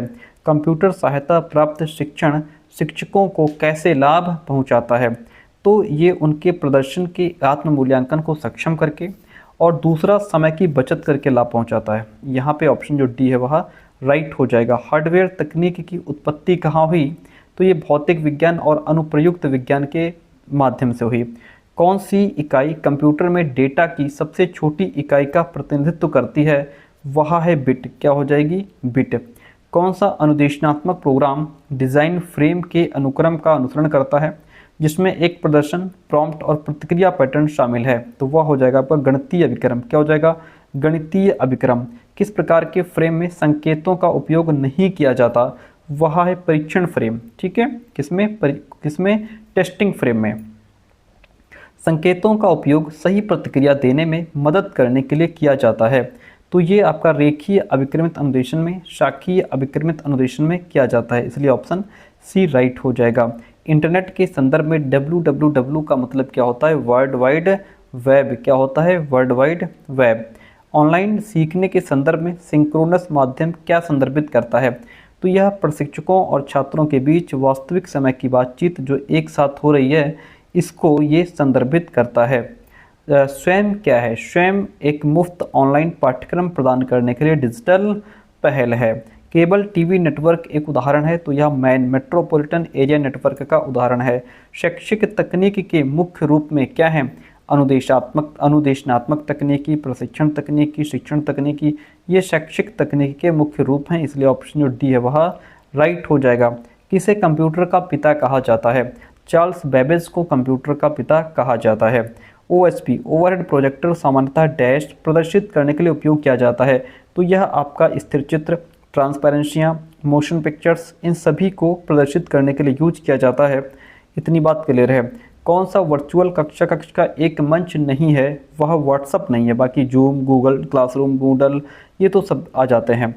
कौन सा इसके फोकस और अभिविन्यास के संदर्भ में शिक्षा प्रक्रिया पर शैक्षिक तकनीक के प्रभाव का वर्णन करता है? तो इसमें एक छात्र केंद्रित दृष्टिकोण पर जोर देना, सामग्री वितरण और पहुंच को प्राथमिकता देना, विशिष्ट शिक्षण उद्देश्यों को पूरा करने पर ध्यान केंद्रित करना, इन सभी ये क्या है? ये सभी फोकस और अभिविन्यास के संदर्भ में शिक्षा प्रक्रिया पर शैक्षिक तकनीक के प्रभाव का वर्णन करते हैं, इसलिए ऑप्शन डी यहाँ पे राइट हो जाएगा। शाखीय अभिक्रम के प्रतिपादक कौन है? वो हैं आपके नॉर्मन ए क्राउडर। कौन से घटक शिक्षण प्रक्रिया के मुख्य तत्व माने जाते हैं? तो वह सामग्री, संप्रेषण, शिक्षण सहायक सामग्री, ये सब जो है शिक्षण प्रक्रिया के मुख्य तत्व माने जाते हैं। ऑप्शन जो डी है वह राइट हो जाएगा। ई लर्निंग का उपयोग सामान्यतः किन उद्देश्यों के लिए किया जाता है? इनका उपयोग ऑनलाइन शिक्षा, दूरस्थ शिक्षा और मुक्त शिक्षा, दूरस्थ शिक्षा और अनुदेशन, इन सभी के लिए किया जाता है। ऑप्शन डी राइट हो जाएगा। व्यक्तियों के बीच जानकारी, विचारों या भावनाओं को स्थानांतरित करने की प्रक्रिया को क्या कहा जाता है? संप्रेषण कहा जाता है सर। निम्न में से कौन सा एक भौतिक संचार बाधा का एक उदाहरण है? वह है एक कमरे में खराब रोशनी। अनुदेशन का मतलब क्या होता है? सिखाना, जानकारी प्रदान करना, सीखना, ये सभी अनुदेशन के अर्थ होते हैं। ऑप्शन डी राइट हो जाएगा। अनुदेशन द्वारा कौन सा उद्देश्य प्राप्त किए जाते हैं? इसके माध्यम से संज्ञानात्मक उद्देश्य प्राप्त किए जाते हैं। ठीक है, कौन सी विशेषता ई लर्निंग से जुड़ी हुई है? तो वह आपका लचीलापन, लागत प्रभावशीलता, खुला वातावरण, ये सभी ई लर्निंग से जुड़ी हैं, इसलिए ऑप्शन डी यहाँ पे राइट हो जाएगा। सूचना तकनीकी आईटी अधिनियम 2000 कब लागू हुआ था? ये आपका 17 अक्टूबर 2000 को लागू हुआ था आईटी अधिनियम। ऑप्शन फर्स्ट राइट हो गया। आधुनिक मीडिया शिक्षा के जनक के रूप में कौन जाना जाता है? वो है आपके एडगर डेल। कौन सा ई लर्निंग की बाधा को दर्शाता है? तो देखिए, समयबद्ध कार्यक्रम, स्थानबद्ध कार्यक्रम और सामग्री की तीव्रता, इसमें से कोई भी ई लर्निंग की बाधा को नहीं दिखा रहा है। देखिए, समयबद्ध कार्यक्रम, ई लर्निंग की सबसे बड़ी खूबी यही है कि ये समयबद्ध नहीं होती है ना। आप अपनी सभ्यता के अनुसार इसको 24/7 कभी भी पढ़ सकते हैं, तो ये बाधा नहीं है। स्थानबद्ध कार्यक्रम, ई लर्निंग स्थानबद्ध भी नहीं होता, इसे दुनिया के किसी भी कोने से इंटरनेट के माध्यम से आप पढ़ सकते हैं। सामग्री की तीव्रता, ई लर्निंग में छात्र अपनी स्पीड से सीखता है, सेल्फ पेसिंग से, है ना। सामग्री की गति या तीव्रता छात्र के नियंत्रण में खुद होती है। इसमें से कोई भी ई लर्निंग की बाधा को कौन दर्शा रहा है? तो इसमें से कोई भी नहीं। आगे बढ़ते हैं। ईमेल शब्द का पूरा नाम क्या है? ईमेल, इसका नाम होता है इलेक्ट्रॉनिक मेल। फिर अगला है इनफिलिनेट का पूरा नाम क्या होता है? इसका पूरा नाम होता है सूचना और पुस्तकालय नेटवर्क। सूचना और पुस्तकालय नेटवर्क। व्यक्तिगत पूर्वाग्रहों, दृष्टिकोणों और भावनात्मक अवस्थाओं में कौन सी संचार बाधा उत्पन्न होती है? तो इसमें मनोवैज्ञानिक बाधा उत्पन्न होती है। टेक्स्ट, ग्राफिक्स, ध्वनि, एनिमेशन आदि के संयोजन को क्या कहा जाता है? इसको मल्टीमीडिया उपागम कहा जाता है। कौन सा सिद्धांत कंप्यूटर साहित्य अनुदेशन की नींव बनाता है? वह है क्रिया प्रसूत अनुबंधन। कौन सा जनसंचार का पारंपरिक रूप नहीं है? वह है सोशल मीडिया। पारंपरिक रूप नहीं है, तो नया है। मीडिया साक्षरता शब्द किसको संदर्भित करता है? तो मीडिया संदेशों और उनके प्रभाव का महत्वपूर्ण विश्लेषण और समझ है, इस बात को ये संदर्भित करता है। फ्लेंडर्स की अंतःक्रिया विश्लेषण तकनीकी, जो कक्षा में शिक्षण सीखने की स्थिति का विश्लेषण करने के लिए एक प्रतिक्रिया तंत्र के रूप में उपयोग की जाती है, मुख्य रूप से मानती है। तो ये शिक्षकों और छात्रों का मौखिक व्यवहार मानती है। निम्न में से किस रणनीति में शिक्षण व्यवहार को संशोधित करने में उनकी प्रभावशीलता का समर्थन करने वाले अनुसंधान प्रमाण हैं? तो वो क्या हो जाएगा आपका? अंतःक्रिया विश्लेषण प्रक्रिया। ऑप्शन सी राइट हो जाएगा। फ्लेंडर्स के अंतःक्रिया विश्लेषण में डैश भाग शिक्षकों की गतिविधि पर आधारित हैं, वो हो जाएगा आपका 1 से 7 भाग। कितने? 1 से 7। शिक्षण के तरीके में मुख्य रूप से शामिल है, इसमें आपका प्रशिक्षण, अनुदेशन, कंडीशनिंग, मतारोपण सब कुछ शामिल है, तो ऑप्शन डी यहाँ भी सही हो जाएगा। संप्रेषण किस भाषा से लिया गया है? संप्रेषण शब्द आपका लैटिन भाषा से लिया गया है। शिक्षार्थियों के लिए मूक्स का प्राथमिक लाभ क्या है? मूक्स का प्राथमिक लाभ होता है लागत, प्रभावशीलता और सामर्थ्य। सी ऑप्शन राइट हो जाएगा। निम्न में से कौन सा एक लोकप्रिय वेब ब्राउज़र नहीं है? वह माइक्रोसॉफ्ट वर्ड हो जाएगा। तकनीकी शब्द किस ग्रीक भाषा से लिया गया है? टेक्निको से लिया गया है। कौन सा तत्व व्यवस्थित तरीके से व्यवहार या विश्वासों के जानबूझकर आकार देने से जुड़ा हुआ है? तो वह हो जाएगा आपका प्रशिक्षण, शिक्षण, कंडीशनिंग, मतारोपण, ये सभी। ऑप्शन जो डी है वह राइट हो जाएगा। निम्नलिखित में से किस वर्ष में पहला रेडियो कार्यक्रम प्रसारित किया गया था? तो वो आपका 1923 है। क्या है? 1923। मूक का पूर्ण रूप क्या है? मूक का पूर्ण नाम है इसमें आपका मैसिव ओपन ऑनलाइन कोर्स। क्या हो जाएगा? Massive open online course. कौन सा वेब ब्राउज़र माइक्रोसॉफ्ट द्वारा विकसित किया गया है और विंडोज़ ऑपरेटिंग सिस्टम में डिफ़ॉल्ट ब्राउज़र है? वह है माइक्रोसॉफ्ट एज। क्या हो जाएगा? Microsoft Edge. अभिक्रमित अनुदेशन की उत्पत्ति किसके साथ जुड़ी हुई है? तो यह आपकी सीखने का मनोविज्ञान, सिडनी एल्प्रेसी, शिक्षण मशीन, इन सभी से जुड़ी हुई है, तो ऑप्शन नंबर डी के साथ में हम चले जाएंगे। बाह्य प्रोग्रामिंग किसके द्वारा शुरू की गई थी? ये आपकी बीएफ स्किनर के द्वारा शुरू की गई थी। कौन सा शब्द अभ्यास और पुनरावृत्ति के माध्यम से ज्ञान या कौशल प्राप्त करने की व्यवस्थित प्रक्रिया को संदर्भित करता है? वह है आपका प्रशिक्षण। शैक्षिक तकनीकी छात्रों के लिए व्यक्तिगत रूप से सीखने के अनुभवों की सुविधा कैसे प्रदान करती है? तो यह व्यक्तिगत आवश्यकताओं के अनुरूप अनुकूलित शिक्षण मंच प्रदान करके। निम्न में से कौन सी समस्या समाधान में बाधा नहीं है? तो वह अंतर्दृष्टि, बाधा नहीं है, इनसाइट। वेब ब्राउज़र वेबसाइटों तक पहुंचने और प्रदर्शित करने के लिए किस प्रोटोकॉल का उपयोग करते हैं? तो ये HTTP का यूज़ करते हैं। किसका? HTTP का। साइट का पूर्ण रूप क्या है? साइट का पूरा नाम है satellite instructional television experiment. Option first right हो जाएगा। अंतःक्रियात्मक चरण के मुख्य संचालन में शामिल हैं, तो यह आपका इसमें निदान, धारणा, क्रिया, प्रतिक्रिया सब कुछ शामिल है, इसलिए ऑप्शन डी राइट हो जाएगा। निम्न में से कौन सी ब्राउज़र में एक गोपनीयता सुविधा है जो वेबसाइटों को उपयोगकर्ताओं की ऑनलाइन गतिविधियों को ट्रैक करने से रोकती है? वो आपका क्या हो जाएगा? ये आपका इनकॉग्निटो मोड हो जाएगा। इनकॉग्निटो मोड हो जाएगा, फर्स्ट ऑप्शन राइट है। आगे बढ़िए। लैन का पूरा नाम लोकल एरिया नेटवर्क होता है। मैन को किसकी तुलना में बेहतर डेटा ट्रांसफ़र गति और कम विलंबता प्रदान करने के लिए डिज़ाइन किया गया है? तो ये आपका वैन के लिए, वाइड एरिया नेटवर्क की कंपैरिजन में। संप्रेषण प्रक्रिया में इनकोडिंग संदर्भित करता है। यह संदेश को शब्दों, प्रतीकों या संकेतों के रूप में परिवर्तित करता है। संप्रेषण में प्रतिक्रिया की भूमिका क्या है? इसकी प्रतिक्रिया की भूमिका क्या है? संदेश की पुष्टि और समझ प्रदान करना। आगे बढ़ते हैं। वैन का पूरा नाम होता है wide area network. Wide area network किस प्रकार का कार्यक्रम मानता है कि सीखने में त्रुटियां होनी तय हैं? तो वह शाखी अभिक्रम मानता है कि लर्निंग है तो मिस्टेक तो होंगी। कौन सा लैन में उपयोग किया जाने वाला एक विशिष्ट संचार माध्यम है? वो हो जाएगा fibre optical cable. Fibre optical cable. किस स्टेज में शिक्षक और छात्रों के बीच प्रत्यक्ष जुड़ाव और बातचीत शामिल है? तो वह है आपका इंटरैक्टिव चरण। इंटरैक्टिव चरण। छात्र निष्क्रिय रहते हैं। व्याख्यान विधि में छात्र निष्क्रिय रहते हैं। शिक्षण के कितने स्तर हैं? तो शिक्षण के 3 स्तर बताए गए हैं। वैन एक प्रकार का नेटवर्क है जो पूरे देश में फैला है, तो यह एक बड़ा भौगोलिक क्षेत्र है। बड़ा भौगोलिक क्षेत्र का प्रकार है। लैन कंप्यूटर और उपकरणों को संसाधनों को साझा करने की अनुमति देता है, जैसे इंटरनेट कनेक्शन। जैसे इंटरनेट कनेक्शन। व्यवहार तकनीक के आधार हैं। व्यवहार तकनीक के आधार मनोविज्ञान हो जाएगा। अग्रिम संगठन प्रतिमान दिया गया, डेविड आसू बेल के द्वारा दिया गया था। संज्ञानात्मक उपलब्धि प्रतिमान दिया गया, तो ये आपका जेरोम ब्रूनर द्वारा दिया गया। सी ऑप्शन यहाँ भी राइट हो जाता है। देखिए अब यहाँ से आपके क्वेश्चंस आगे शुरू होते हैं। मान के चलिए यहाँ से जो क्वेश्चन है आपका, तो वो 301 नंबर क्वेश्चन है। ठीक है, क्योंकि 2025 हमने पढ़ लिया, 2024 पढ़ लिया, 23 पढ़ लिया, अभी 2022 पढ़ेंगे। ठीक है, चलिए ये हमारे क्वेश्चन 2022 के हैं। ठीक है, यहाँ पे आप देख पा रहे होंगे 2022 PYQ है ये। क्योंकि इसमें जो 400 क्वेश्चन हैं हमारे, वो सब PYQ के ही हैं, जिसमें हमने सबसे पहले 2025 का PYQ पढ़ा है, फिर 2024 का पढ़ा है, 2023 का पढ़ा है, अब ये 2022 का PYQ हम पढ़ने जा रहे हैं। चलिए आइए फटाफट कवर करते हैं। पहला क्वेश्चन है, किस प्रकार के फ्रेम में अनुबोधकों का प्रयोग नहीं किया जाता? तो परीक्षण फ्रेम में अनुबोधकों का यूज नहीं किया जाता। रैखिक अभिक्रम में कितने प्रकार के फ्रेम होते हैं? रैखिक अभिक्रम में 4 प्रकार के फ्रेम होते हैं। सही अनुक्रम में सहायता देने के लिए अनुबोधकों का प्रयोग किया जाता है, तो यह रेखीय अभिक्रमित अनुदेशन में किया जाता है। ऑप्शन फर्स्ट यहाँ पे राइट हो जाएगा।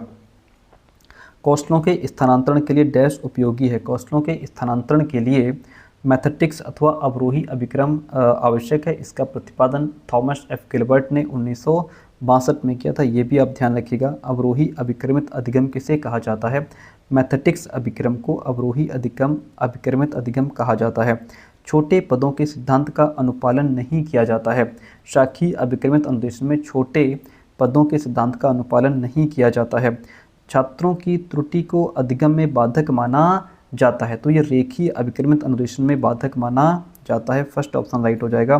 निदानात्मक एवं उपचारात्मक शिक्षण की व्यवस्था की जाती है, तो यह शाखीय अभिक्रमित अनुदेशन में की जाती है। शाखीय अभिक्रमित अधिगम के प्रतिपादक कौन है? नॉर्मन ए क्राउडर हैं। अनुभव शंकु किसके द्वारा दिया गया? अनुभव शंकु एडगर डेल द्वारा दिया गया। बहुत सारे क्वेश्चंस रिपीट हैं, इसलिए आपको ऐसा भी लग रहा होगा कि तो वही क्वेश्चंस हैं। ठीक है, PYQ सारे अलग अलग हैं, क्वेश्चन रिपीट हुए हैं। अभिक्रमित अधिगम किस अधिगम पर आधारित है? तो यह आपका क्रिया प्रसूत अनुबंधन सिद्धांत पर आधारित है। कम्युनिकेशन शब्द की उत्पत्ति लैटिन भाषा के किस शब्द से हुई है? ये आपके कम्युनिस्ट से हुई है। कम्युनिस्ट ये आपका लैटिन शब्द है। मस्तिष्क विप्लव ब्रेन स्टॉर्मिंग विधि का प्रतिपादन किसने किया था? ओसबॉर्न ने किया था। किसने? ओसबॉर्न ने। निम्न में से कौन सा चरण समस्या समाधान में शामिल है? तो समस्या समाधान में शामिल है इसमें उद्दीपकों के प्रति अनुक्रिया, रिस्पॉन्स टू स्टिमुली। शिक्षण में किस प्रकार के उदाहरण का प्रयोग नहीं करना चाहिए? तो शिक्षण में अज्ञात से ज्ञात की ओर चलने वाले उदाहरण का प्रयोग नहीं यूज करना चाहिए, ज्ञात से अज्ञात की तरफ चलना चाहिए। कहानी कहने में क्रमबद्ध घटनाओं के वर्णन पर ध्यान रखा जाता है। यह किस प्रकार की शिक्षण विधि है? यह आपकी विवरण विधि है। जिसको हम डिस्क्रिप्शन मेथड भी कहते हैं, जब किसी घटना, कहानी या वस्तु को एक निश्चित क्रम में प्रस्तुत किया जाता है तो उसे विवरण विधि कहते हैं। इसमें क्या हुआ, कैसे हुआ, ये पूरा एक सीक्वेंस में बताया जाता है। इनमें से कौन शिक्षण की एक प्रभुत्ववादी विधि है? वो आपकी व्याख्यान विधि प्रभुत्ववादी विधि हो जाएगी, जिसपे टीचर का जो है कंट्रोल होता है। प्राचीन कालीन शिक्षण जो विधियाँ थी वो कैसी थी? वो है पाठ्यपुस्तक केंद्रित थी। नहीं, इसमें बेस्ट ऑप्शन शिक्षक केंद्रित हो जाएगा। क्या है? शिक्षक केंद्रित। छात्र निष्क्रिय रहते हैं। व्याख्यान विधि में छात्र निष्क्रिय रहते हैं, पैसिव। प्रयोग प्रदर्शन विधि सर्वाधिक प्रयुक्त होती है, तो यह विज्ञान शिक्षण में प्रयोग प्रदर्शन विधि ज़्यादा बेस्ट होती है। चर्चा विधि का प्रयोग किया जाता है। चर्चा विधि का प्रयोग छोटे समूह में किया जाता है। चर्चा पद्धति वो साधन है जिसके द्वारा लोग साझा करते हैं, जिसके द्वारा लोग अनुभव, विचार और दृष्टिकोण साझा करते हैं। संगोष्ठी एक प्रकार की क्या है? यह एक प्रकार की चर्चा विधि है। ऑप्शन बी राइट हो जाएगा। निम्नलिखित में कौन समस्या समाधान में बाधा नहीं है? अंतर्दृष्टि समस्या समाधान में बाधा नहीं है। प्रोजेक्ट पद्धति का पहला चरण क्या होता है? पहला चरण होता है परिस्थिति का निर्माण। क्या होता है? परिस्थिति का निर्माण। प्रोजेक्ट विधि के जनक कौन है? Kilpatrick, WH Kilpatrick. अनुदेशन द्वारा उद्देश्यों की प्राप्ति होती है। अनुदेशन द्वारा उद्देश्यों की प्राप्ति ज्ञानात्मक पक्ष से होती है। शिक्षण की उत्तर क्रिया अवस्था के अंतर्गत आता है, तो इसमें आपका शिक्षण का नियंत्रण आ जाता है। क्या आता है? शिक्षण का नियंत्रण। खुला विश्वविद्यालय उदाहरण है किसका? अनुदेशन तकनीकी का उदाहरण है। शिक्षण के कितने स्तर होते हैं? देखिए वही क्वेश्चंस पूछे जा रहे हैं। शिक्षण के 3 स्तर होते हैं। बहुत सारे क्वेश्चंस रिपीट हुए हैं। सूक्ष्म शिक्षण उदाहरण है किसका? सूक्ष्म शिक्षण जो है वह व्यवहार तकनीकी का उदाहरण है। व्यवहार तकनीकी का आधार क्या होता है? व्यवहार तकनीकी का आधार मनोविज्ञान होता है। फर्स्ट ऑप्शन यहाँ पे राइट हो जाएगा। शिक्षा के क्षेत्र में अभिक्रमित अधिगम का उपहार प्रदान किया, अनुदेशन तकनीकी। क्या हो जाएगा ऑप्शन? शिक्षा के क्षेत्र में अभिक्रमित अधिगम का व्यवहार प्रदान किया गया अनुदेशन तकनीकी के माध्यम से। अनुदेशन का तात्पर्य क्या होता है? अनुदेशन का तात्पर्य होता है सूचनाएं प्रदान करना। क्या होता है? सूचनाएं प्रदान करना। शिक्षण तकनीक को विकसित करने का श्रेय किसको जाता है? मॉरिसन और हर्बर्ट को जाता है। व्यवहार तकनीकी के जनक कौन माने जाते हैं? स्किनर व्यवहार तकनीकी के जनक माने जाते हैं। अभिक्रमित अनुदेशन संबंधित है किससे? क्रिया प्रसूत अनुबंधन से संबंधित है। शैक्षिक तकनीकी का उद्देश्य क्या है? इसका उद्देश्य है शिक्षण और सीखने के तरीकों को डेवलप करना। शैक्षिक तकनीकी का कोमल शिल्प उपागम नहीं है। इसमें ओवरहेड प्रोजेक्टर कोमल शिल्प उपागम नहीं है, यह कठोर शिल्प उपागम है। सॉफ्टवेयर शैक्षिक तकनीकी को कहा जाता है, तो इसको रचनात्मक शैक्षिक तकनीकी भी कहा जाता है। शैक्षिक तकनीकी के पक्ष होते हैं, तो इसमें आपका 3 होते हैं, जिसमें आपका अदा प्रदा प्रक्रिया तीनों आ जाते हैं। सी ऑप्शन जो है वह राइट हो जाएगा। एनसीईआरटी के अंतर्गत एक शिक्षा तकनीकी केंद्र की स्थापना की गई, इसे वर्तमान में क्या कहा जाता है? इसे वर्तमान में केंद्रीय शैक्षिक प्रौद्योगिकी संस्थान कहा जाता है। फर्स्ट ऑप्शन राइट हो जाएगा। अभिक्रमित अधिगम के प्रतिपादक कौन माने जाते हैं? स्किनर माने जाते हैं। शैक्षिक तकनीक को व्यावहारिक अधिगम की परिस्थितियों में वैज्ञानिक ज्ञान का प्रयोग कहा जाता है, ऐसा किसने कहा? रॉबर्ट ए कॉक्स ने कहा है। तकनीकी विज्ञान का रूप है व्यावहारिक अथवा प्रयोगात्मक रूप है। ठीक है। शिक्षण तकनीकी की पाठ्यवस्तु को डेविस तथा ग्लेसर ने किन 4 तत्वों में विभाजित किया है? शिक्षण नियोजन, शिक्षण व्यवस्था, शिक्षण का अग्रसरण, शिक्षण का नियंत्रण, इन 4 भागों में डिवाइड किया है। तकनीकी शब्द ग्रीक भाषा के किस शब्द से बना है? तो यह टेक्निकोस से बना है। किससे? टेक्निकोस से। ठीक है, ये ग्रीक शब्द है। एजुकेशनल टेक्नोलॉजी शब्द का प्रयोग सबसे पहले किसने किया था? ब्रायन मोर जोन्स ने किया था। हार्डवेयर का मुख्य सिद्धांत क्या होता है? तो यह देखिए, हार्डवेयर का मुख्य सिद्धांत ये आपका शैक्षिक तकनीकी द्वितीय सॉफ्टवेयर उपागम की, देखिए यहाँ पे क्वेश्चन से पृष्ठपोषण पुनर्बलन, पृष्ठपोषण पुनर्बलन दोनों कर दिया।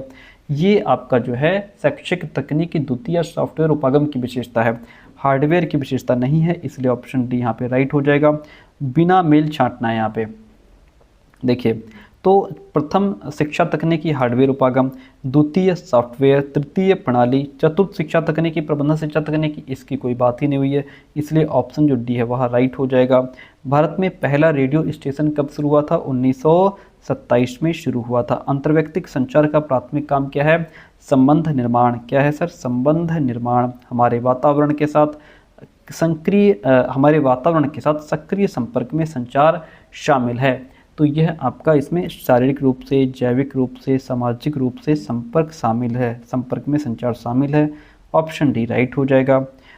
फिर है दीक्षा ऐप पर किस प्रकार की शिक्षण अधिगम सामग्री उपलब्ध है? तो इस पर पाठ्य सामग्री, प्रश्न बैंक, ऑडियो, वीडियो सभी प्रकार की सामग्री उपलब्ध है। ऑप्शन डी आपका राइट हो जाता है। पीएम ई विद्या चलाया जाता है। पीएम ई विद्या स्वयं प्रभा के द्वारा चलाया जाता है। फर्स्ट ऑप्शन राइट हो गया। इनमें से कौन ऑल इंडिया रेडियो द्वारा प्रसारित नहीं किया जाता? वो है आपका रेड एफएम। कौन सा हो जाएगा? Red FM. साइट का पूरा नाम क्या होता है? सैटेलाइट इंस्ट्रक्शनल टेलीविज़न एक्सपेरिमेंट हो जाएगा। रैम लगी होती है। रैम जो है वह मदरबोर्ड पर लगी होती है। जीपीएस का पूरा नाम क्या होता है? Global positioning system. क्या हो, देखिए वही क्वेश्चंस बिल्कुल रिपीट हो रहे हैं। बेमेल छाटिए, इसमें बेमेल आपको बताना है, तो .feg जो है यहाँ इनसे अलग हो जाएगा। इंटरनेट की गति को किस में मापा जाता है? इसको mbps में मापा जाता है, इंटरनेट की स्पीड को। इंटरनेट के संदर्भ में URL का पूरा नाम क्या होता है? इसका नाम होता है यूनिफॉर्म रिसोर्स लोकेटर। इंटरनेट पर सूचना एवं आंकड़ों को आदान प्रदान करने के लिए परिभाषित नियम, प्रक्रिया एवं संधियों को क्या कहा जाता है? इसको प्रोटोकॉल कहा जाता है। कौन सा सर्वर का प्रकार नहीं है? हॉट सर्वर सर्वर का प्रकार नहीं है। निम्न में से कौन सा ICT का दोष है? तो देखिए, तेज से फैल रही अफवाहें, ये इसका एक दोष है। कौन सा ब्राउज़र नहीं है? तो ब्राउज़र मतलब यहाँ पे गूगल जो है, कह रहा है कौन सा एक ब्राउज़र नहीं है? गूगल ब्राउज़र नहीं है। बाकी इंटरनेट एक्सप्लोरर, ओपेरा, मोजिला सब ब्राउज़र के अंतर्गत आते हैं। इग्नू द्वारा शुरू किया गया शैक्षिक चैनल कौन सा हो जाएगा? ज्ञान दर्शन। क्या होगा? ज्ञान दर्शन। शैक्षणिक संस्थाओं के लिए निर्धारित किया गया DNS जो है वह क्या हो जाएगा? .edu। suresh@hotmail.com का मतलब क्या होता है? इसका मतलब है सुरेश प्रयोगकर्ता का नाम है। हॉटमेल संगठन का नाम है जो ईमेल सेवा प्रदान करता है। कॉम से अभिप्राय यहाँ पे व्यापारिक संगठन से है, तो ऑप्शन जो डी है वह राइट हो जाएगा। www वर्ल्ड वाइड वेब होता है। CAI का मतलब होता है computer assisted instruction, computer assisted instruction second option. Synchronous अधिगम का माध्यम है, तो ये वीडियो कॉन्फ्रेंसिंग अधिगम का माध्यम है। असिंक्रोनस अधिगम का माध्यम क्या है? ईमेल। क्या हो जाएगा? ईमेल। किसी संस्थान में सूचनाओं के परस्पर आदान प्रदान में उपयोग किया जाता है, तो इसमें LAN यानी कि लोकल एरिया नेटवर्क का यूज किया जाता है। एक मोबाइल ऐप और वेबसाइट पोर्टल जहां से आप NCERT की सभी किताबें मुफ्त में डाउनलोड कर सकते हैं, वो आपका ई पाठशाला है। क्या है? ई पाठशाला। WBL का पूरा नाम क्या होता है? Web based learning. क्या हो जाएगा? Web based learning. इनमें से कौन ई लर्निंग का प्रकार नहीं है? तो इसमें सहयोगात्मक शिक्षण अधिगम, जिसको हम कोलैबोरेटिव लर्निंग भी कहते हैं, ये मूलतः एक शिक्षण रणनीति या एक टीचिंग मेथड होता है, ना कि कोई ई लर्निंग। ठीक है, और यहाँ पे ऑप्शन जो डी है वो आपका बेस्ट हो जाएगा। शिक्षण में ई लर्निंग के साथ आमने सामने और परंपरागत कक्षा विधियों के संयोजन के उपयोग को क्या कहा जाता है? इसको मिश्रित शिक्षण कहा जाता है सर। क्या? मिश्रित शिक्षण। एक नवाचारी उपकरण जो टीचर्स को, स्टूडेंट्स को प्रभावशाली आभासी यात्राओं और क्षेत्र भ्रमण पर कहीं भी ले जाने में सक्षम बनाता है, वह आपका गूगल एक्सपीडिशंस है। गूगल एक्सपीडिशंस है। आभासी कक्षा में किस प्रकार के उद्देश्यों की प्राप्ति संभव है? तो इसमें भावात्मक उद्देश्यों की प्राप्ति संभव है। केबल टीवी नेटवर्क किसका उदाहरण है? यह मैन मेट्रोपॉलिटन एरिया नेटवर्क का उदाहरण है। कौन सा आभासी कक्षा का प्लेटफॉर्म नहीं है? याहू आभासी कक्षा का प्लेटफॉर्म नहीं है। कौन सा भारत का प्रथम आभासी विश्वविद्यालय है? वह हो जाएगा आपका Tamil virtual university. Option first is the right one over here. कौन सी आभासी कक्षा की विशेषता नहीं है? छात्रों की सामाजिक एवं संज्ञानात्मक विकास संभव है, आभासी कक्षा की विशेषता नहीं है। फ्लेंडर के अंतः प्रक्रिया शिक्षण प्रतिमान में शिक्षक तथा छात्र की किस अंतःक्रिया को महत्व दिया जाता है? शाब्दिक अंतःक्रिया को महत्व दिया जाता है। किस पद में शिक्षण की सफलता के संबंध में निर्णय लिया जाता है? तो वह है सहायक प्रणाली। क्या हो जाएगा? सहायक प्रणाली। ठीक है, इतनी बात क्लियर है। आगे बढ़ते हैं। अगला क्वेश्चन कहता है शिक्षण प्रतिमान के किस सोपान में छात्र और शिक्षक के आपसी संबंध का निर्धारण किया जाता है? वह है आपका सामाजिक प्रणाली। क्या हो जाएगा? सामाजिक प्रणाली। किस प्रतिमान का प्रमुख उद्देश्य सामाजिक क्षमताओं का विकास करना होता है? किसका उद्देश्य सामाजिक क्षमताओं का विकास करना होता है? वह है सामूहिक अन्वेषण प्रतिमान। ये क्वेश्चन देखो कई बार रिपीट हुआ है। सामूहिक अन्वेषण प्रतिमान दिया है, किसने दिया है? जॉन डीवी किलपैट्रिक ने दिया है। फ्रेंडर के अंतःक्रिया शिक्षण प्रतिमान के 4 पक्षों में से किस पक्ष में शिक्षक तथा छात्रों के अंतःक्रिया के स्वरूप का निर्धारण किया जाता है? वह आपका उद्देश्य हो जाएगा। क्या है? उद्देश्य। फ्लेंडर की अंतःक्रिया विश्लेषण प्रणाली में कक्षा व्यवहार को कितने वर्गों में विभाजित किया गया है? तो इसमें 10 वर्गों में विभाजित किया गया है। WAN का पूरा नाम होता है इसका नाम वर्ल्ड वाइड वेब। कहाँ गया? नहीं, WAN का पूरा नाम यहाँ पे वाइड एरिया नेटवर्क है। वाइड, हाँ ये है तो सामने वाइड एरिया नेटवर्क। आगे बढ़ते हैं। पृष्ठपोषण के सिद्धांत पर क्या आधारित है? तो इसमें संप्रेषण मनोविज्ञान, फर्स्ट ऑप्शन राइट हो जाता है। अग्रिम व्यवस्थापक प्रतिमान के प्रतिपादक कौन है? डेविड आसू बेल। प्रत्यय निष्पत्ति प्रतिमान किस वर्ग से संबंधित है? तो यह आपका सूचना प्रक्रिया स्रोत से संबंधित है। प्रत्यय निष्पत्ति प्रतिमान के प्रतिपादक कौन है? तो इसके प्रतिपादक ब्रूनर हैं। कौन हो जाएंगे? ब्रूनर। ठीक है, चलिए। छात्रों के संगठनात्मक संरचनाओं को प्रभावी बनाने के लिए कौन सा प्रतिमान प्रयोग किया जाता है? अग्रिम व्यवस्थापक प्रतिमान का प्रयोग किया जाता है। 98। इसके और 2 क्वेश्चन और बचे हैं। पहली बात तो ये है कि अगर आपने हमारा व्हाट्सअप चैनल ज्वाइन नहीं किया है तो उसको ज्वाइन कर लीजिएगा, लिंक डिस्क्रिप्शन बॉक्स में मिल जाएगा। दूसरी बात यह है कि अगर आपने हमारा दूसरा channel learn with SP sir को सब्सक्राइब नहीं किया तो उसका भी लिंक डिस्क्रिप्शन बॉक्स में मिल जाएगा, आप उसको भी ज्वाइन कर लीजिएगा। शिक्षण प्रतिमान के पदों की व्याख्या की जाती है, तो इसकी व्याख्या संरचना में की जाती है। इनमें से कौन शिक्षण प्रतिमान का भाग नहीं है? अनुदेशन प्रणाली। आज का लास्ट क्वेश्चन आपके सामने। क्लास कैसी रही आप कमेंट करके जरूर बताइएगा। ब्रूस जॉयस ने आधुनिक शिक्षण प्रतिमानों को कितने परिवारों में विभाजित किया है?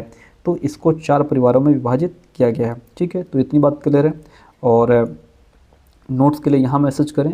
ये हमारा दूसरा चैनल है जिस पे अगर आप यूपीटेट सीटेट की बेहतरीन तैयारी चाहते हैं, इंपॉर्टेंट क्वेश्चन का कलेक्शन चाहते हैं, जो मोस्टली रिपीटेड क्वेश्चन हैं वो क्लासेस करवाई जाएंगी, तो उसके लिए हमारे ये चैनल सब्सक्राइब कर सकते हैं। लिंक डिस्क्रिप्शन बॉक्स में है। Thank you so much.